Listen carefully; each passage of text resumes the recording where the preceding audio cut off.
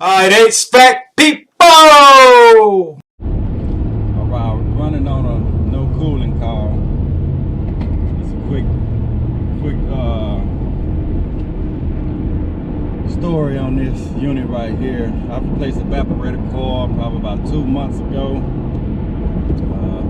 Tenant called me yesterday, the landlord called me yesterday and said that the unit not cooling again, but he said it's not the leak, it's the fan that's not running. So I've done a lot of work for this guy here in the past. It's actually one of my first customers. I met him on, well, not met him, but one of my first marketing dollars. He was my first client, but I actually paid like a lead generation company to find me customers, and it's all thumbtack. But at his residence where he stays, because I didn't know at the time when I got him off thumbtack that he had more property. He was a landlord or a realtor.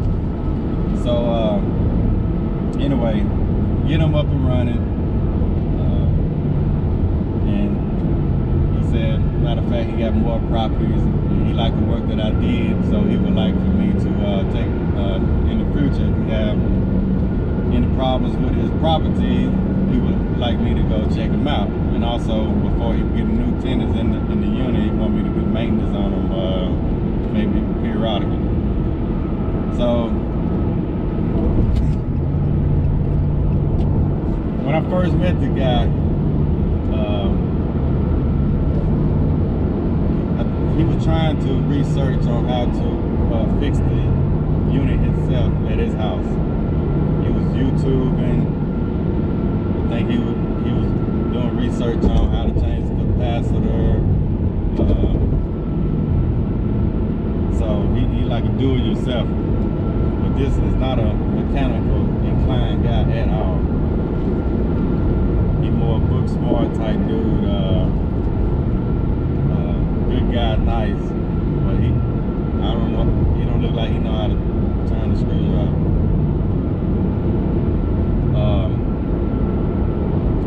So he called me Saturday, or actually texted me Saturday and say the unit not cooling again. He don't think it's the leak.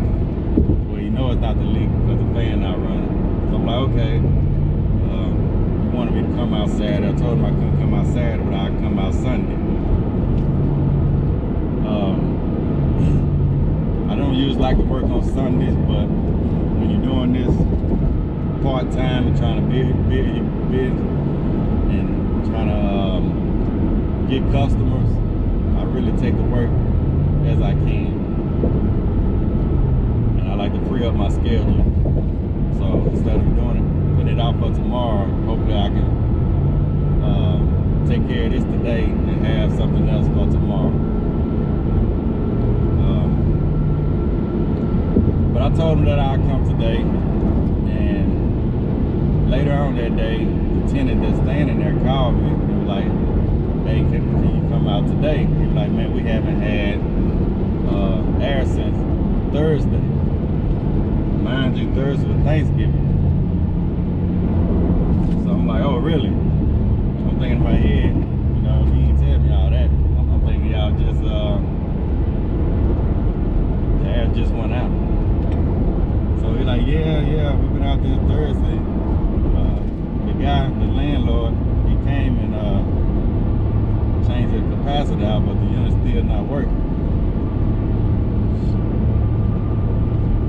Now I know this guy, so he probably YouTube, but I guarantee you, he had a capacitor laying around, because I know he don't have access to supply houses or anything like that. He probably had a capacitor laying around and just changed it out. But you know, if you got a capacitor, you got a 5 microfarad capacitor, you need to replace exactly the same capacitor that came with the manufacturer specification. You need to put the same exact one on there.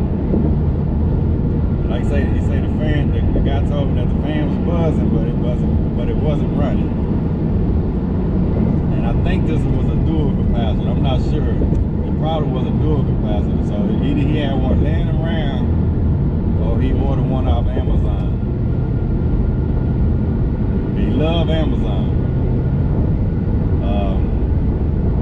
At one point in time, he had another house that he wanted me to install a Goodman unit, and he was going to order it on Amazon. I told him that I wouldn't do it, because I've done that before. While a customer ordered a unit off a Goodman off Amazon, but then when the unit was all banged up, but I went on and installed anyway. It is still up and running, but I went to Goodman.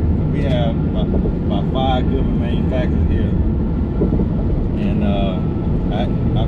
I gave him the model serial number of that unit that he ordered off Amazon, and it came back red flag, so that unit was not under warranty.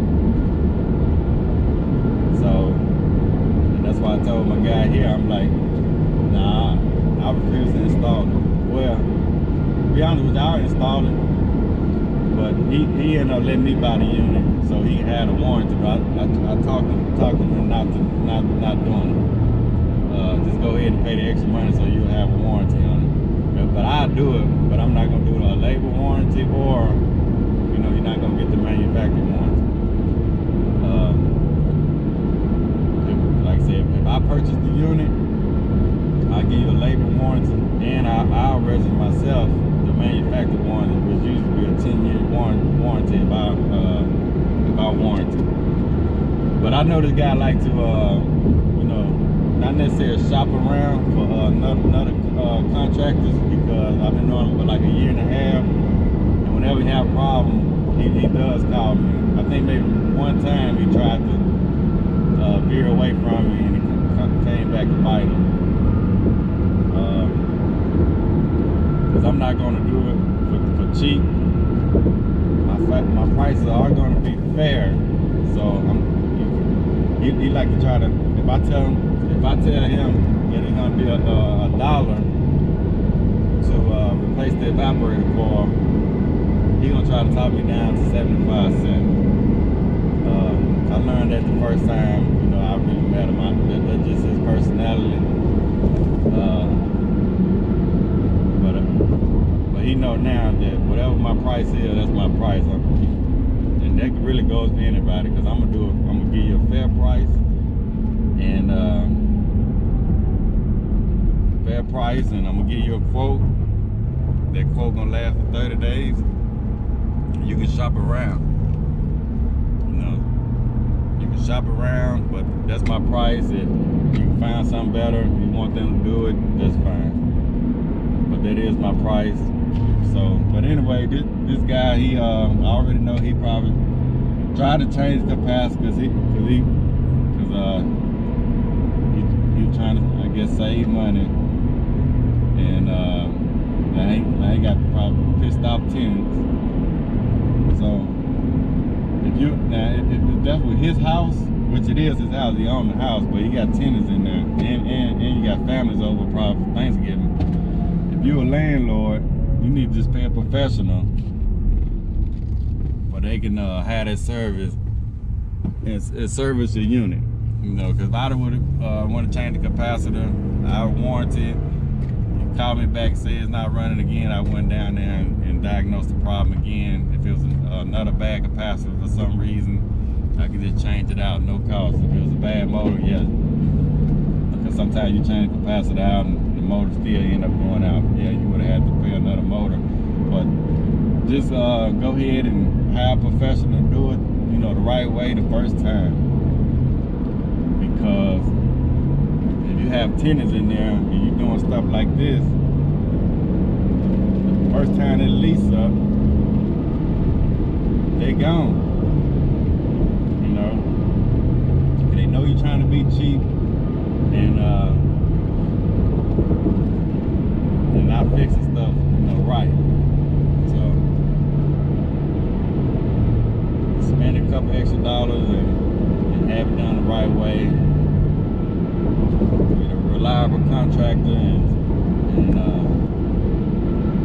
get your stuff under warranty. Because if you put the wrong capacitor on there, it can just start more problems. You know, you can lose a compressor. But we're gonna take a look when I get down there and see what's going on with it.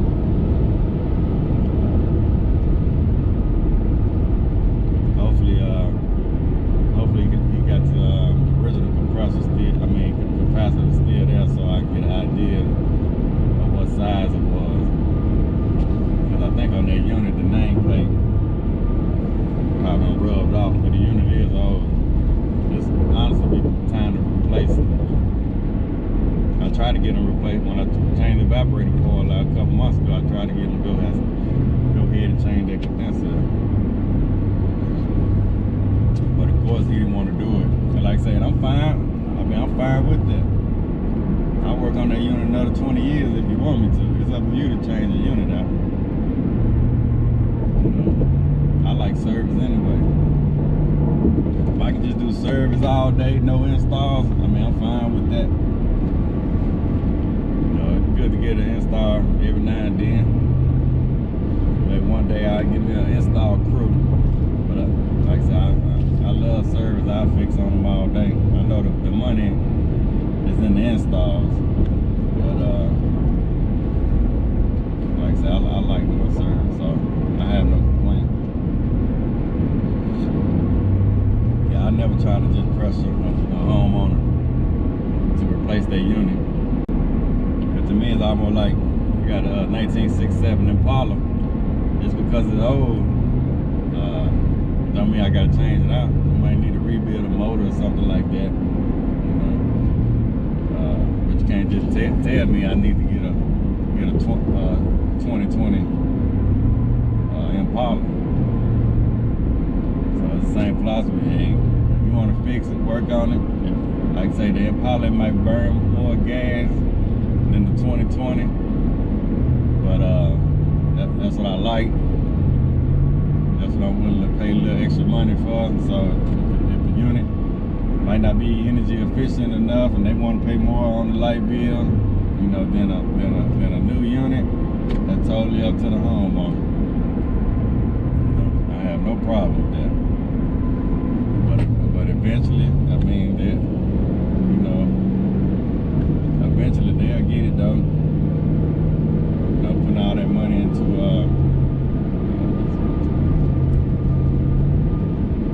all that money into an old unit, sometimes it's wiser though just to change it out, even if you got to do a little at a time.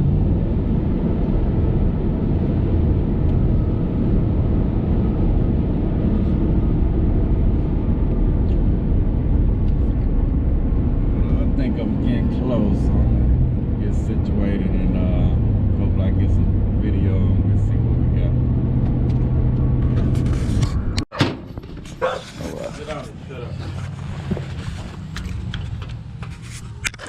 You got it off on the inside? No. Yeah. No, it's cool. You can leave it on. I'm turning it off right here. What they were doing? Nothing? What, you say we're making a humming noise? Yeah. Okay, got it off right here. Let's see what it do. They go turn it on for.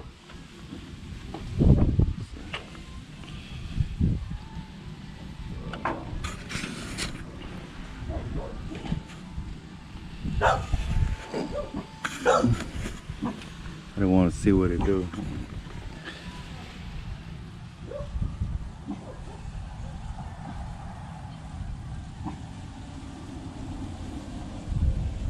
Matter of fact, I'm gonna wait. I'm gonna take a look on the inside, see what kind of capacity they put on there.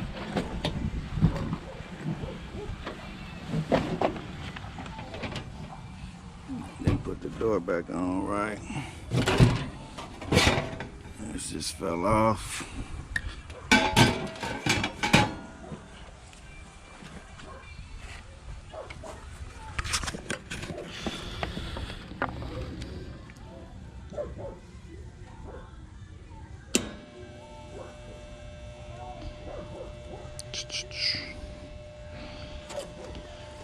Let me see, man.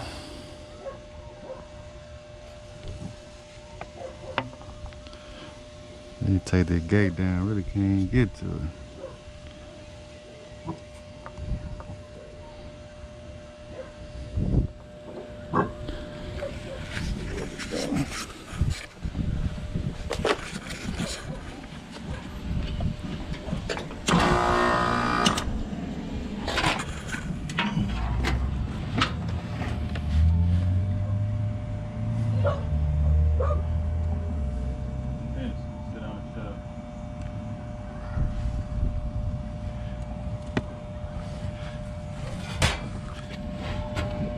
Contractor.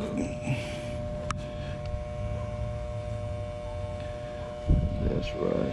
Luckily they got cool last night. Yeah. Everyone in this. Y'all was out. You say y'all was down since Thursday? Yeah, shit. I didn't really notice it till Thursday night. Cause shit, we had Thanksgiving over here. I thought it was just a little warm here because of how many bodies we right. had. So, when everybody left, like, it's still hot in this motherfucker. That's when I came out here and seen that the fan was. So, when he put this capacitor on, did it start working for a while? No. It ain't working at all? Okay. Okay, because it looked like it's fired up right.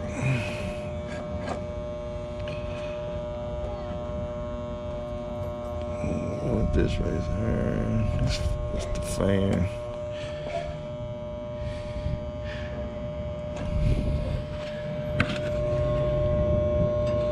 I'm gonna put a new fan on there then. See if we can get it.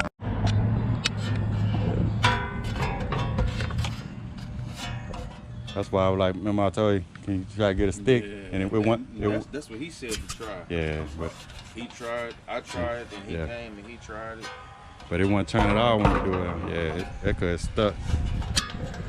Like the bearing locked up on.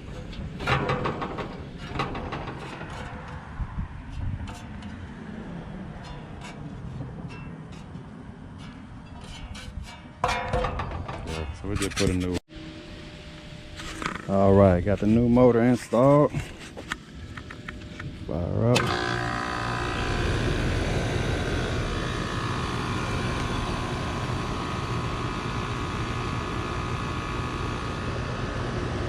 Good to go.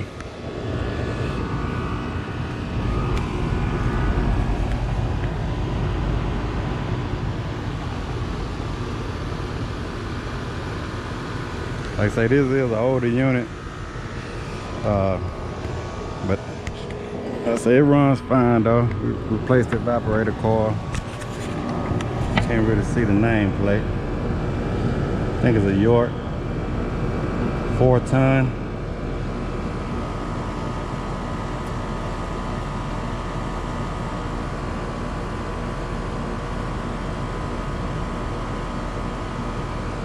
Alright. They should be good to go. Alright, so we got that job complete. Changed the fan motor out. Like I said, all that could have been avoided if they would have called me out, what, 4 days ago. But anyhow, glad it's complete. Got the family back up and cooling. So on to the next one. But I'm gonna answer a question, a comment anyway on my latest video on Facebook by Frank Evans. Frank says, right here, I don't know if you can see it, but it's the video that I was pretty much going over basic electricity.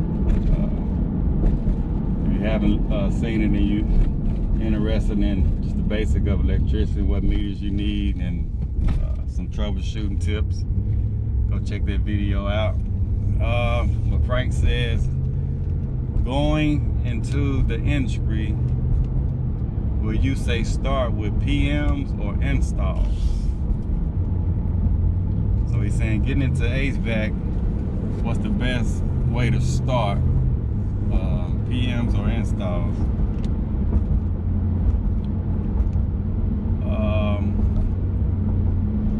I would say commercial.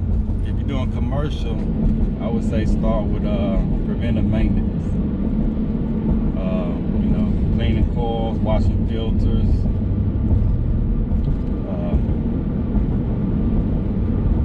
Just watching the sequence of operation. You know, when you're doing the filter change out, just watch how the unit works. That's like changing belts, adjusting belts, greasing motors, checking electrical connections,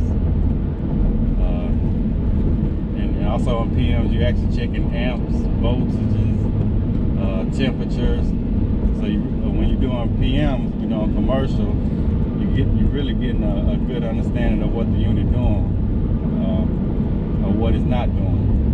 But when you do PMs, that's the best time to really learn how to do service work and really to learn what the system's supposed to be doing. Cause a lot of units you're gonna come up on when you're doing the PM. The PM is not just washing coils and changing filters. It's a lot more than that. But you get an idea of what the unit should be doing. So let's just say, for instance, you got a compressor and you know the unit running good, no complaints, and you got a compressor, you're checking the amps, doing your preventive maintenance, and you got a unit that's compressor drawing 14 amps.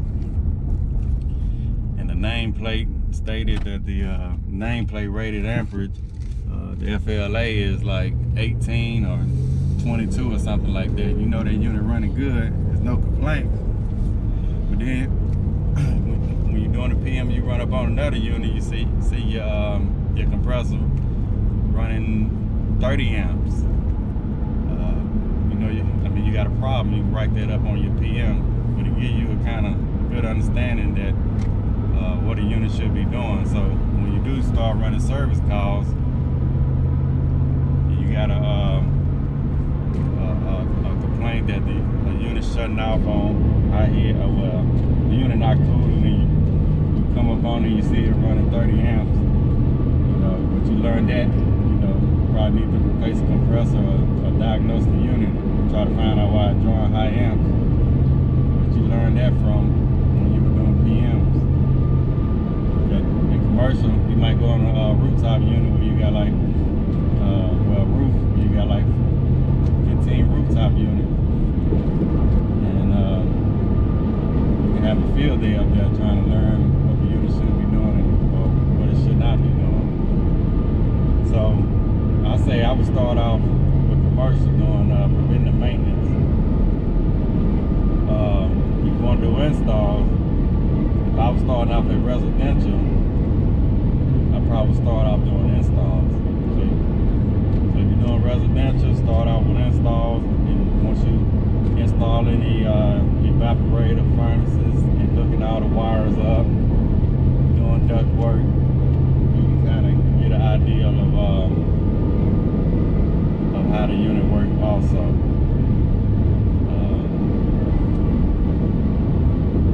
Even in commercial, you can do install, but I wouldn't really recommend that.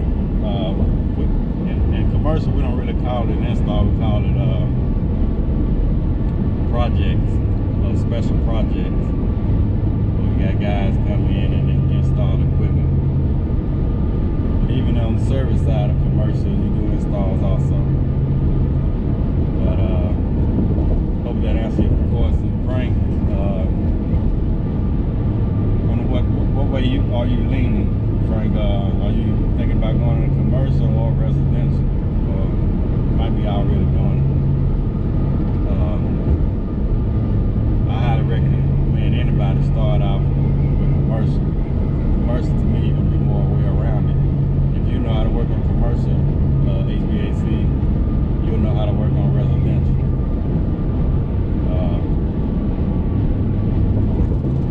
A lot of guys in residential don't know how to do commercial, and they have a lot of people commercial.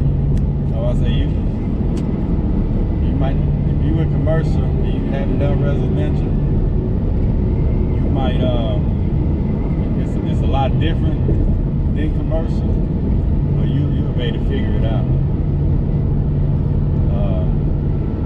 Because even with me, with commercial, doing three-phase, used to working on three-phase equipment all the time. When I started doing residential, I had to take a step back and like, yeah, this ain't three-phase. I had to get out of that mind state sometime. But now I kind of can shift to both of them, turn it on and off. But if you're doing residential, then you're going commercial, where you got controls and, like I say, all the three-phase motors, and it's a lot more complicated. A lot more other things you need to kind of learn. That's a wrap, though. I'm gonna go home, edit the video real quick, and go watch some football. All right. Understanding self-worth is the beginning of progress. Self-worth should be easy. If one of us can do it, all of us can do it. If anybody can think it, we all can think it. I can read, you can read. I can understand, you can understand. From where I came from, the few simple things I did and tried revolutionized my life in 5 years. There isn't anybody here that can't do it. Change from pennies to fortune. Change from nothing to something. Change from broke to rich. Anybody in this room can do it. If any of us can do it, we all can do it. That's the kind of value you should place on yourself. If Jim Rohn can understand it, I can understand it. If he can read, I can read. If he can find it, I can find it. If he can change, I can change. If he can get it done, I can get it done. That's the attitude about yourself. So valuable. Okay? Now, in transforming our lives, we don't start with attitude. We don't start with the inspiration here. We start with education. Somebody says, well, I expected you just come get motivated today. Well, that probably won't do it. Somebody says, by now we should be standing on the chairs, waving a flag, singing the old gray mare. Get going here. No, that's not where you start. Life change does not start with inspiration. Life change starts with education. You've got to be educated to the point of where you might have messed up. My teacher put it in blunt, simple language. He only went to the 9th grade in school, so he put it in simple language I could understand. He said, Mr. Rohn, after 6 years living in America, healthy American male, 25 years old, been working 6 years, 1 year of college, pennies in your pocket, nothing in the bank, behind on your promises. Shoaff said, I just got one simple explanation for that. You've messed up. Now, I could understand that kind of language. Substitute a Hershey bar for an apple means you've messed up. Should walk around the block, could walk around the block, won't walk around the block. You have messed up. And all you got to go is write down through the list. Don't need some teacher to come by and tell you. Be your own best teacher, saying, hey, let me make a list of some places I've messed up. Because if I let this down, that probably affects the rest. And the answer is, that's true. So we don't start with inspiration, we start with education. Somebody says, well, just motivate this guy, he'll be all right. Just motivate him, get him turned on. Probably not. If a guy's an idiot, you motivate him, now you got a motivated idiot. No, he won't be all right. So we start with education. What's the first education? If it isn't going well and you live in America, you have messed up. You don't need to change countries. You say, well, the country's messed up. That's like cursing the soil and cursing the seed and the sunshine and the rain, which is all you got. Don't curse all you got. When you get your own planet, you can rearrange this whole deal. But this one, you got to take like it comes. So number 2 was attitude. Here was number 3, activity. This is the work part, the labor part. Taking action. And the activity is the miracle working piece. A miracle being something we don't quite understand how it works doesn't mean it doesn't work. It means we just don't quite understand how it works. Miracles work. God says, now I'm an amateur on God, but here's my best analysis. God says, if you'll plant the seed, I'll make the tree. Now that's a good arrangement. Number 1, gives God the tough end of the deal. What if you had to make the tree? That'd keep you up late at night trying to figure out, how do you make a tree? Say, no, I'm telling you, the mystery and the miracle of this stuff has already been set up. God says, I got the miracle going, I got the seasons going, I got some sunshine and some rain, and I'm God, but the way I've arranged that, I just need somebody to plant the seed, not chant. In California, they're trying to chant to get this stuff done. Forget this California stuff. You don't have to rub a crystal and sleep under a pyramid. This stuff's too easy. Getting rich is too easy. Changing your life is too easy. Forget all that. Right? Massive bombard, affirmation, forget all that. My opinion. Ocean waves and seagulls, come on, this stuff's too simple. Just simple, easy stuff. But if you neglect it, that's how it piles up year after year. But if you're willing to straighten it out, and here's one of the keys. It's called activity. It's called disciplines. Turning wisdom from your philosophy and inspiration, the strengthening of attitude and faith and courage, commitment, and all this stuff that comes from attitude. If you're willing to take these two qualities, philosophy and attitude, and invest it into activity, you can have a miracle. Anything short of that, no miracle. Wisdom doesn't perform a miracle. Attitude doesn't perform a miracle. The only thing that performs a miracle of increase called equity is called putting wisdom and attitude into discipline, into labor. And this labor now can perform a miracle. And here's the two parts to the labor. One, do what you can. Number two, do the best you can. Can't give you better advice than that. Number one, do what you can. You just got to go home and make a list after today. And here's the question to ask as you make this personal list. What am I not doing that would be easy to do? That could greatly change my health, my wealth? What am I not doing I'm neglecting that would be easy to do? Just go home and answer that question personally. You don't have to put the answers on a public bulletin board. This is just all personal stuff. From the walk around the block to the apple to what to do with your money, which we're going to cover today. What does a child do with $1? We're going to cover that today. Errors in judgment, disaster. A few simple disciplines, wealth beyond imagination. And if you'll pick up the activity part, the miracle working part, plant the seed part, take care of your part. The soil will take care of its part, and the seed will take care of its part. The seasons will take care of their part. The miracle will take care of its part. If you'll take care of your part, called putting it into activity, action. Works miracles. 2,000 years ago, on April 13th, one of Jesus' disciples.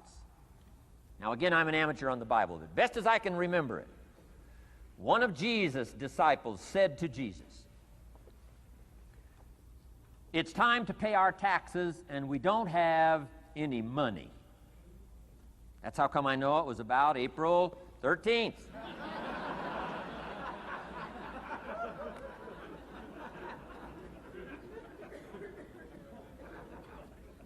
To this statement by his disciple, Jesus said, best as I can read the record, Jesus said, "No problem." Now, why could he say no problem? Well, word has it, he was a miracle worker. Word has it, if you're a good student of history, word has it, he was a miracle worker. If you handed a problem to a miracle worker, what would he be inclined to say? No problem. You got to hang out with folks like that. I belong to a small group like that. We do business around the world. You hand these guys a problem, they say no problem. What? How many books would they read to solve it? Many as it takes. How early would they get up? Early as it takes. How much information would they gather? Much as they needed. So it's what? No problem. You got to hang out with folks like that. Jesus said this will be no problem, the tax thing. He said to his disciple, it's simple. Go fishing. Wow.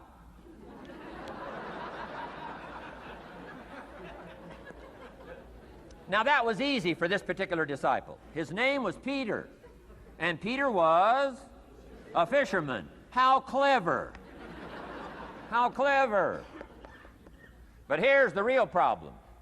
If you should fish, and you could fish, and you don't fish, you got no miracle.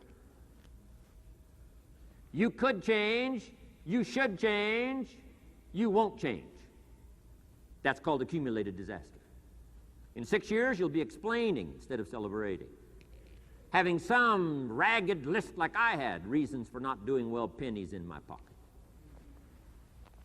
Could, should, don't, disaster. And if you'll just start the process of change, could, should, and will, you can start this whole process. And if you will, then put it into action, the miracle belongs to you.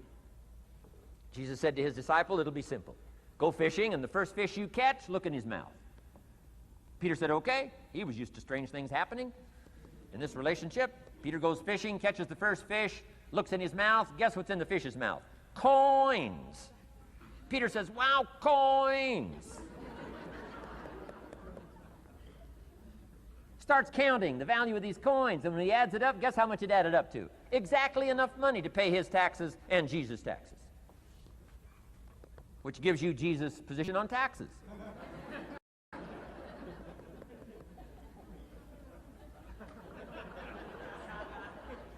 Okay. Now we call that what? A miracle, only because we don't quite understand how it works. It doesn't mean it doesn't work. It simply means we don't quite understand how it works. But here's how you get a miracle going for your life. Number one, do what you can. Get a list of the stuff you could do and you haven't done, postponed, and start cleaning that up. You can't start at a better place for personal change. That'll affect your bank account, affect your future, affect your income, affect everything. You can't start a better life change process than cleaning up what you should be doing. The man says, well, my mother lives down in Florida. Should have written her 6 months ago. I just can't seem to get that letter written. I'm asking you to get that letter written, clean that up, and don't walk like other people walk. Don't postpone like other people postpone. You say, well, is it as simple as writing a letter? And the answer is yes.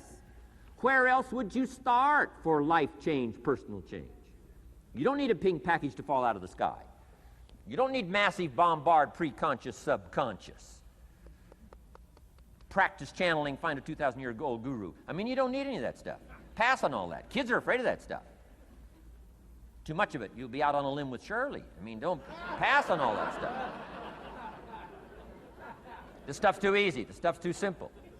It's called take action, number one, on neglect, on errors, in discipline. Number two, start setting up some disciplines. And if you'll do that, you'll perform a miracle. Now, here's the second part of the miracle. Number one is do what you can. Here's number two, do the best you can. If that's not your philosophy, I would ask you to amend it. Let me give you the best of ancient script. Here's what it says. Whatever your hands find to do, do it with all your might, do it with all your strength, and do it with all your power. What a good philosophy. That kind of philosophy will revolutionize your life if you haven't picked it up lately. Guy slips in late, company doesn't seem to mind, slips out early, first one in the parking lot, heading for happy hour. Stretches his break, comes early for lunch, late back from lunch, company doesn't seem to notice. Guy says, best as I can calculate, I'm putting in about a half a day's work and I'm collecting a full day's pay. And the guy says, I got it made. Little does he know the seeds of his own disaster are already being sown by the weakness of his own personal philosophy. It's not the economy that's going to determine your next 6 years. It's your philosophy about labor and about activity and about miracle and soil and seed and sunshine and rain and the economy and the banks and the money and the companies and the schools and what's going on. It's your philosophy and your attitude. And then your ability to take action. All of that we call the process of life change, miracle working. Number one, do what you can. Number two, do the best you can. Here was number 4. Results. Results. Every once in a while, you got to take a measure, see how you're doing with these 3 pieces: philosophy, attitude, activity. Now we take a measure called results. What is the results at the end of the day, the results at the end of the week? You can't let too much time go by without checking. When time goes by, 6 years I'd been out there working when I met my teacher, Mr. Schoaf. Schoaf said, well, Mr. Rohn, let's just go through a little summary here. He said, in the last 6 years, how much money have you saved and invested? Let's go through a little tab list here. How much money have you saved and invested the last 6 years? I said what? 0. He said, you have messed up. You remember these notes. I like that. You've messed up. He said, who sold you on that plan? I thought, my gosh, the man's right. I'm a nice guy. I bought the wrong plan. What if you were 50 and broke? Right? Didn't need to change countries. Bought the wrong plan. What a sad scenario that would be. But Shoaff said these questions. Let's go through some results. He said, how many books have you read in the last 90 days? I said, what? 0. Wisdom of the world available? Change your life, change your future? Wisdom of the world available? Develop any skill you want, earn the kind of income you want, have all the treasures you want, equities you want, relationship with your family that you want, everything that you want available, and the wisdom of the world to help you get it. Haven't read any books in the last 90 days. My teacher said, Mr. Rohn, you have messed up. I'm telling you, you've got the deal. Shoaff said, Mr. Rohn, in the last 6 months, how many classes have you taken to improve your skills or to develop new skills? Go for the American dream. Become rich and powerful and sophisticated and healthy and influential. How many classes have you taken in the last 6 months? I said, how many? 0. He said, you have messed up. He said, you don't need to unmess the country. You don't need to straighten out the perplexed. You don't need to straighten out any of this stuff. All you've got to do is look within and let results teach you a great deal about your own activity, your own attitude, and your own philosophy. I went through that process. Take this phrase home. Results is the name of the game. What other game is there?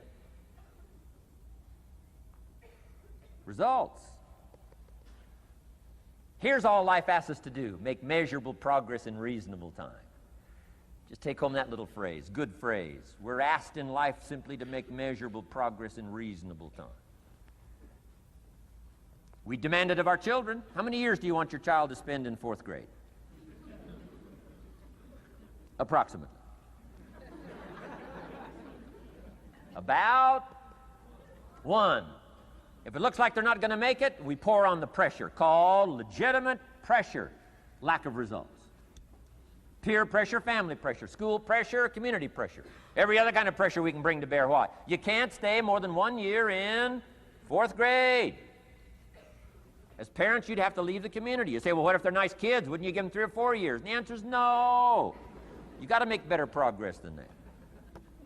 So you got to check fairly often. Some things you got to check every day. Some things you got to check at least by the end of the week. Salesman joins this little sales company. He's supposed to make 10 calls first week. Wouldn't it be legitimate to call him in on Friday and say, John, what? How many calls? I mean, this stuff is simple. John says, well. Say, John, well won't fit in this little box here. Well. Now John starts with a story. You say, John, I made this little box so small so a story won't fit. I don't need a story. I need what? A number. A number. What will a number tell me? Everything. John's supposed to make 10 calls. What if he made 20? You say, wow, wow, we got somebody. What if he only made 1 call? Whoa. Will that tell us something about John's philosophy? And the answer is yes. Will it tell us something about his attitude? Of course. Will it tell us something about his disciplines? Of course. And if he wants a lesson in life change, all he has to do is be willing to face the numbers and come up with the results that will teach you to either celebrate if you got good results or fix whatever needs to be fixed in your philosophy, attitude, activity called disciplines. You don't need to go anywhere else. I do believe in affirmations.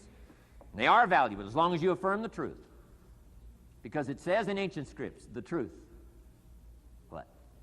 Will set you free. Free to do what? Amend your errors and pick up new disciplines. That's what the truth is for, to help us amend our errors and pick up the disciplines for life change. That's what the truth is for. So I do believe in affirming the truth. If you're broke, best thing to affirm is, I am broke. You put that up on the refrigerator where you can see it every day. I mean, that's how you do that. Now, if you need a little additional affirmation, you just put up there, I'm 40 and broke. I mean, you know, that ought to do it. And if you need just a little more, put up there, I live in America and I'm 40 and broke. That's enough to turn your life around. It says, hey, something is wrong. Somewhere I have messed up. And I'm telling you, if you'll start with that, it's called the process of life change, and it doesn't matter how small the process is to start. One discipline starts it, and then one discipline feeds another, and the first thing you know, you've got this whole cycle in an upward positive motion. And it's called life change. It's called income change. It's called health change. Relationship with your family change. Equities unprecedented that you can have in numbers that will stagger the imagination if you do not curse what's available and start amending what's possible to get the results that you want. I don't think I can put it in any better language. That's it. Kids can do it. Teenagers can do it. Parents can do it. Managers can do it. Right?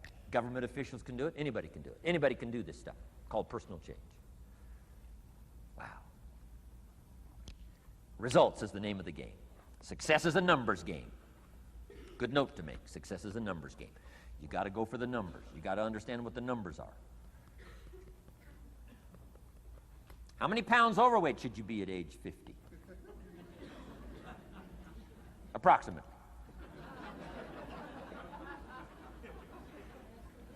John says, I got big bones. We'll give you 10 pounds. 10 pounds for big bones. Otherwise, come on, John. 20 pounds, 25 pounds, shouldn't we turn on the caution light at work and at home? Blinking caution light. Somebody says, what's that caution light? So John's up about 20, 25 pounds. We got the blinking light going at home, got it going here at work. To remind him what? Wrong numbers. Okay? 35, 40 pounds, red light. Blinking at home. Somebody says, what's that blinking red light? Say, John's up about 40 pounds.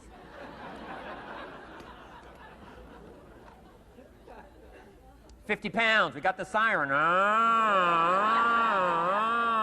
What's that siren at home and at work? John's up about 50 pounds. Cholesterol, almost out of control. Come on. Success is a numbers game. I'm asking you to be mature enough to start checking your own numbers. How many books have you read in the last 90 days? Transform your life. Become cultured, powerful, sophisticated, healthy, influential, all the rest of the stuff you want. How many books? How many classes? How committed are you to taking what's available and turning it into equities unprecedented, since we live in a country that there's been no such country in the last 6,500 years? If you'll pick up that process, ladies and gentlemen, I'm telling you, it's called life change of the best order. Now here's the last one. Number 5 is called lifestyle. Lifestyle is simply learning how to live well. The last of the 5 major pieces. Here's the ultimate challenge of life. I've worked on this, you cannot believe how hard, since age 25. And that is, after applying better philosophy, attitude, and activity, and picking now up results. What are results for? Here's my ultimate challenge on results. To fashion, good word to jot down, fashion. Fashion for yourself lifestyle, or what we call the good life. That's the ultimate challenge. To take your results, take your money, take your results, take the return, take the equities you've gathered, and now fashion for yourself a good life, like weaving a tapestry. And Mr. Schoaf gave me all kinds of examples on lifestyle. He gave me 2 phrases that helped change my life. In case you have to leave early, let me give you these 2 phrases. It'll be worth the price of coming and being here today. Just take these 2 phrases home, in case you have to leave early. Here's number 1. Schoaf said, Mr. Owen, if you wish to be wealthy, study wealth.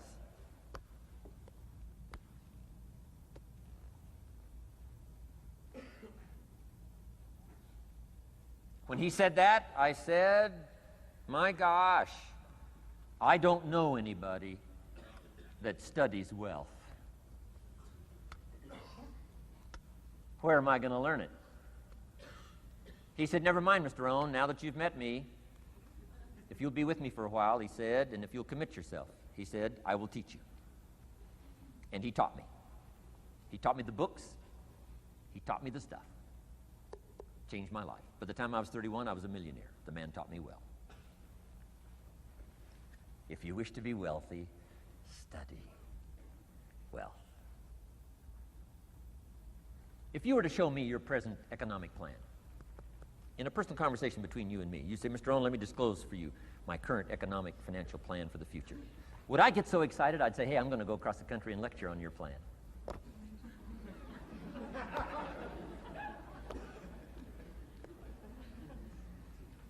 And if the answer is no, Mr. Owen, you probably wouldn't want to go across the country and lecture on my plan. Here's my question to you. Why not? Why wouldn't you have a superior, powerful financial plan that's taking you to the places you want to go?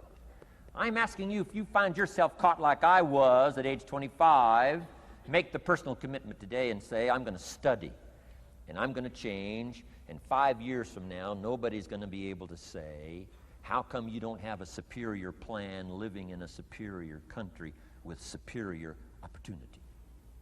Nobody's going to be able to say that 5 years from now of me. If you'll make that commitment, I'm telling you, this will be one of the most exciting days of your life. Not because of my seminar. It'll be one of the most exciting days of your life because of your commitment to this simple little process I've outlined for you. Here was the second phrase. Mr. Schoaf said, Mr. Owen, if you wish to be happy, study happiness. I didn't know happiness was a study. My best hope for happiness at age 25 was to just go through the day with my fingers crossed. Hoping somehow something would make me happy. Schoaf said, no, Mr. Owen, happiness is not something you postpone. Happiness is not something off in the future. Happiness is something you design. You got to get the word. Happiness is something you design. Happiness is a study. Happiness is a practice. Happiness is an art. It's not an accident. It's an art. And anybody that wants to can study, practice the art of happy living. Happiness is like culture. Money doesn't make you cultured, but culture is within the grasp of all of us. How much is a book on sophistication in the marketplace? $4,000? No, $40. I'm telling you, in America, everything's available. Everything's within reach. All you have to be is committed to it and make it a study. Culture is a study. Sophistication is a study. It's not an amount. It's not an account. It's a study. Money doesn't make you sophisticated and cultured. I know a guy that's rich. He's a clod. The guy's a clod. Eats with his elbow in his soup. I mean, he's just a clod. Nothing much more pitiful than a rich clod. I mean, it's a sad thing to see. Money doesn't make you sophisticated. Only study and practice makes you sophisticated. Only study and practice makes you cultured. And only study and practice makes you happy. Study and practice makes you rich. Key phrase, don't be lazy in learning. 1, how to do well. Next, how to live well. Don't be lazy in learning and practicing the art of economics, practicing the art of productivity, and practicing the art of lifestyle. Schoaf taught me in such simple terms. Schoaf said, Mr. Owen, if you're getting your shoes shined, Shoe Shine Boy's done an exceptional job. You look down, you got one of the world's all-time great shines. And you pay him. And now, you got a little change in your hand. Question pops in your mind. Should I give him 1 quarter or 2 quarters as a tip from a neat shine? Here's what Schoaf said. If 2 amounts pop in your mind, always go for the higher amount and become the higher thinking person. That helped change my life. Here's what he said. Become a 2-quarter person.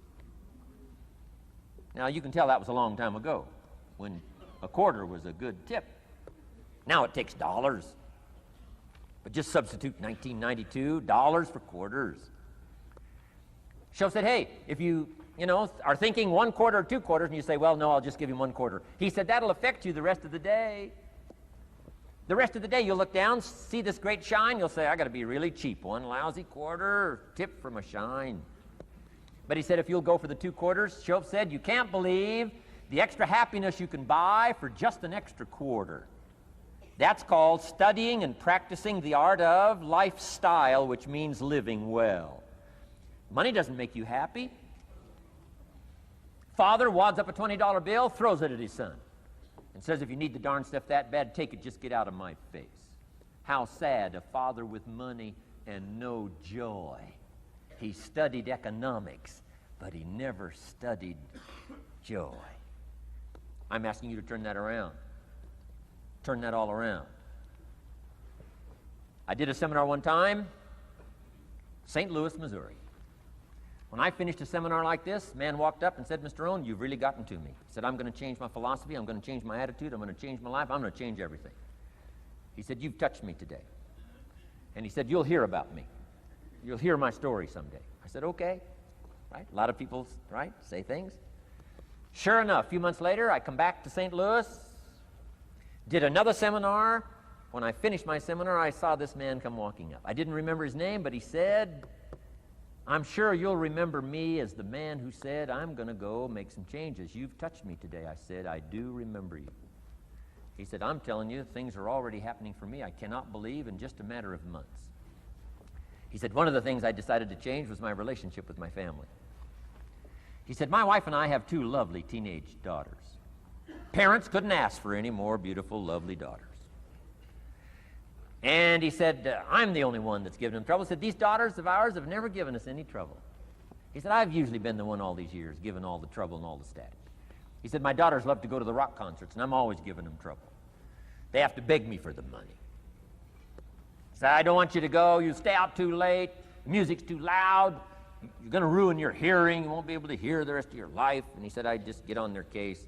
And he said, they keep begging, keep begging. Finally, when they beg long enough, I say, all right, here's the money. If you have to go that bad, just go.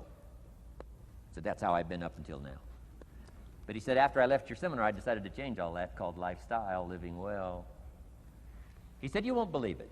Not long ago, I picked up the newspaper, and I saw an advertisement, and I knew my 2 daughters, it was one of their favorite performers, was coming to town.